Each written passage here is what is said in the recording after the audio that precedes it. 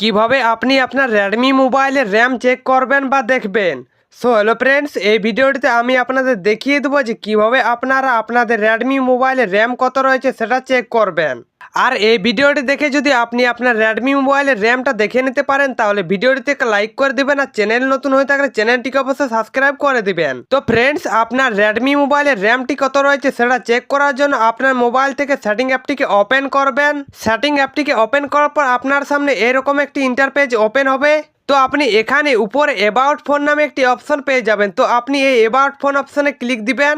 তারপর এই পেজে আপনি একটি অপশন পাবেন ডিটেলড ইনফো অ্যান্ড স্পেক্স নামে।